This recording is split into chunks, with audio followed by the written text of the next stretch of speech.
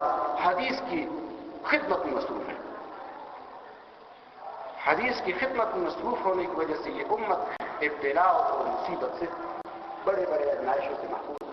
اگرچہ کچھ میں مبتلا ہے سمجھ میں نہیں آ رہا. تو علی بن عاصم نے جب یہ آیت سنا، اور یہ تو خیط ابیض اور خیط اسود تو آپ کو معلوم ہے، ظاہر بات ہے، رات کی تاریخی صبح کی تاریخی سے جدا ہو جائے اس کو خیط ابیض کہا جاتا ہے. لیکن علی بن عاصم نے کیا کیا، 2 داغے لے کر اپنے تکیے کے نیچے رکھ دی اور رات کی تاریخی میں اس کو دیکھتا رہا. ایک سفید داغ ہے اور ایک کالا داغ ہے. تو صبح نبی پاک صلی اللہ علیہ وسلم کی خدمت میں آ کے عرض کیا، یا رسول اللہ، میں نے خیط ابیض اور خیط اسود اپنے تکیے کے نیچے رکھا لیکن رات کو فرق محسوس نہیں کیا. آپ علیہ الصلوۃ والسلام مسکرائے اور فرمایا کہ آپ کو تکیہ اتنا بڑا ہے کہ خیط اسود اور خیط ابیض یہ آپ نے تکیے کے نیچے رکھ دی. پھر ان کو فرمایا کہ خیط ابیض سے اور خیط اسود سے یہ مراد ہے، یہ مراد نہیں جو آپ نے کی. اب دیکھیے باوجود صحابہ کرام عربی دان ہونے کے، عربی ان کی زبان ہے، ان کی لغت ہے، پھر بھی وہ قرآن کو سمجھنے کے لیے کس کے پاس آتے ہیں؟ نبی کے پاس آتے ہیں. یہی عدی بن عاصم ہے، قرآن کی اس آیت کو پڑھا، اتخذوا احبارهم ورهبانهم اربابا من دون اللہ. آپ علیہ الصلوۃ والسلام کی خدمت میں حاضر ہوئے، فرمایا کہ ہم نصارہ نے اپنے علماء کی عبادت تو نہیں کی، لیکن قرآن ہمیں کہتا ہے اتخذوا احبارهم ورهبانهم کہ یہ نصارہ نے اپنے علماء کو، اپنے پیروں کو، اپنے دین کے مقتدیان اور پیشواان کو رب بنا لیا، معبود بنا لیا. ہم نے تو معبود نہیں بنایا. یہ کیسا اللہ ہم سے الزام ڈال رہا ہے؟ تو نبی پاک صلی اللہ علیہ وسلم نے عدی بن عاصم سے پوچھا، کیا ایسا نہیں کہ اللہ تبارک و تعالی نے ایک چیز کو حرام کیا ہے اور آپ کے عالم دین نے، آپ کے پیشواؤں نے، آپ کے پیروں نے اس حلال کردہ چیز کو حرام کیا اور تم نے بھی اس کو پھر حرام جانا؟ وہ فرمایا کیا ایسا نہیں کہ ایک حلال چیز ہے اللہ نے حلال کیا ہے اور تمہارے عالموں نے، تمہارے پیشواؤں نے، تمہارے غلط پیروں نے اس کو حرام کیا اور تم نے حرام جانا؟ کہا بالکل ایسے. فرمایا ایسے ہی ہے، اللہ کے حلال کردہ اشیاء کو کسی عالم پیر یا بزرگ کے کہنے پہ حرام جاننا ایسا ہے کہ اس کو معبود بنانا. یہ چیزوں کو حلال و حرام کرنا یہ کس کا حق ہے؟ اللہ کا حق ہے، یہ معبود حقیقی کا حق ہے. اور آج بھی آپ نے دیکھے معاشرے میں ایسے پیر پیدا ہوئے ہوں گے جنہوں نے مختلف قوموں قبیلوں پر کچھ چیزیں حرام کی کہ فلانے علاقے کی خواتین پر جو ہے سری کا گوشت اور یہ بائے کھانا حرام ہے. کیوں؟ ایک فلانے آغا نے کہا. اور فلانے پیر صاحبان اپنی چودراہٹ کو برقرار رکھنے کے لیے پھر کیا کرتے ہیں؟ کدو کرتے ہیں. آگے پیچھے تو کباب و شباب چلتے ہیں، لیکن لوگوں کو دکھانے کے لیے کہ دیکھو جی ہم سنت پر اتنے پابند ہیں، اتنے میں محبوب ہے، بس کدو پر چل رہے ہیں. گوشت بھی اللہ کی نعمت ہے، یہ سارے جو حلال چیزیں ہیں اللہ کی نعمت ہے. ایسے غلط سلط پیر ماضی میں گزرے ہیں. ابن جوزی رحمہ اللہ نے ان کی خوب آپریشن کی.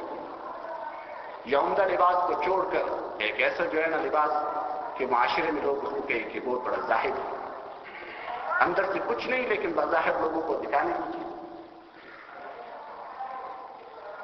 تو ابھی عدی بن عاصم کو نبی پاک صلی اللہ علیہ وسلم نے اس سوال کا جواب دیا کہ عدی بن عاصم کو سمجھ میں نہیں آ رہا تھا. اب دیکھو عدی بن عاصم، عبداللہ بن مسعود کو دیکھو، جلیل القدر صحابی ہے. نبی پاک صلی اللہ علیہ وسلم نے اس کے علم کے حوالے سے اس کا کئی مرتبہ امتحان لیا اور اس کو کہا کہ آپ کا علم مبارک ہو، آپ جس چیز کو پسند کریں امت بھی اس چیز کو پسند کریں. اور عبداللہ بن مسعود خود فرماتے ہیں کہ قرآن کی کوئی آیت، کوئی صورت ایسی نہیں جس کے بارے میں مجھے علم نہ ہو، یہ کب اور کہاں نازل ہوئی ہے، سب کے بارے میں میں جانتا ہوں.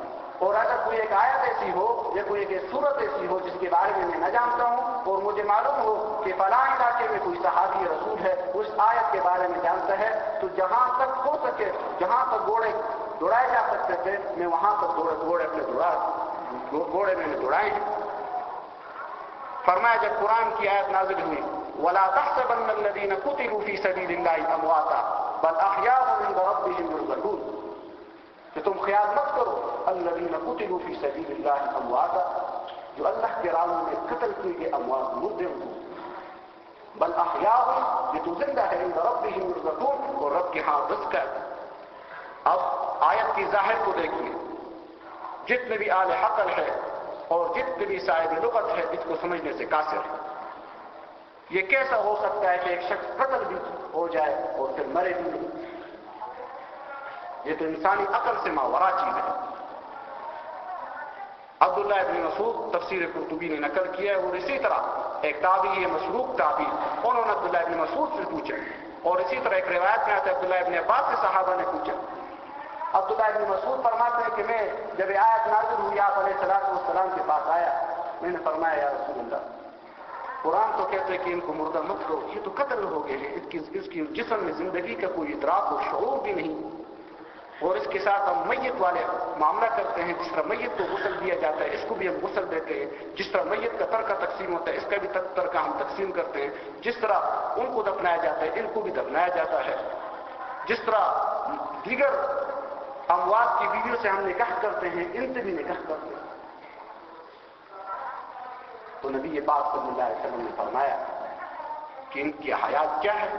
فرمایا ان کی ارواح کو اللہ تبارک و تعالی سبز پرندوں کے کالج میں داخل کر کے جنت میں چھوڑ دیتے ہیں، وہاں وہ کھاتے پیتے ہیں چرتے ہیں، اور جب تک جاتے ہیں تو عرش کے نیچے قندیلیں لٹکی ہوئی اس میں آ کے آرام کرتے ہیں۔ یہ ایک روحانی قسم کی حیات ہے جس کو حیات برزخیہ کہا جاتا ہے، اور ان کی حیات اس وجہ سے ممتاز ہے کہ ان کو رزق بھی دیا جاتا ہے، اور دیگر لوگوں کو بھی حیات حاصل ہوتی ہے لیکن ان کو رزق نہیں دیا جاتا۔ تو عبداللہ ابن مسعود سے تابعی نے پوچھا، عبداللہ ابن مسعود نے یہی تشریح کی، اور خود عبداللہ ابن مسعود کو جب اشکال آیا پیش ہوا تو انہوں نے کس کی طرف رجوع کیا؟ وہی خفی کی طرف، احادیث رسول اللہ کی طرف رجوع کیا، باوجود کہ عربی دان ہے، باوجود کہ امت کے بہترین عقلاء میں سے ہے، ان کے عقل تک کوئی بڑے سے بڑا عالم پہنچ نہیں سکتا، لیکن پھر بھی وہ کیا ہے کس کی طرف رجوع کرتے؟ وہی حدیث، وہی خفی کی طرف۔ اور پھر ڈاکٹر صاحب کا یہ کہنا کہ قرآن تو آسان ہے، حدیث کی کیا ضرورت ہے؟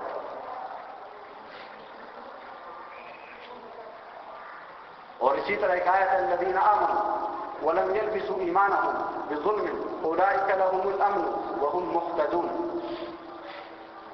الذین آمنوا، جن لوگوں نے ایمان کو قبول کیا، ولم يلبسوا ایمانهم بظلم، انہوں نے اپنے ایمان کے ساتھ ظلم کو خلط ملط نہیں کیا، اولئک لهم الامن، قرآن فرماتا ہے یہی لوگ ہیں اللہ کے عذاب سے امن میں رہنے والے، اولئک هم المهتدون، اور یہی ہے ہدایت یافتہ۔ اب قرآن میں ایمان اور ظلم کا تذکرہ ہے۔ ظلم ایک وسیع مفہوم رکھتا ہے عربی گرامر میں، ادنا سے ادنا غلطی اور بڑے سے بڑے گناہ کو ظلم سے تعبیر کیا قرآن نے۔ خلاف اولا کام کو بھی ظلم کہا جاتا ہے، ناپسندیدہ عمل کو بھی ظلم کہا جاتا ہے، اور کفر اور شرک کو بھی ظلم کہا جاتا ہے۔ جب یہ آیت نازل ہوئی صحابہ پریشان ہو گئے کہ کون سا صحابی ہے جو خلاف اولا سے بچ سکتا ہو؟ خلاف اولا کا چھوٹے موٹے گناہ، پریشان ہوئے، کہا کہ امن عذاب سے بچنے والے اور ہدایت یافتہ تو وہی ہے جس نے بالکل گناہ نہ کیا ہو، بالکل ناپسندیدہ عمل نہ کیا ہو، بالکل خلاف اولا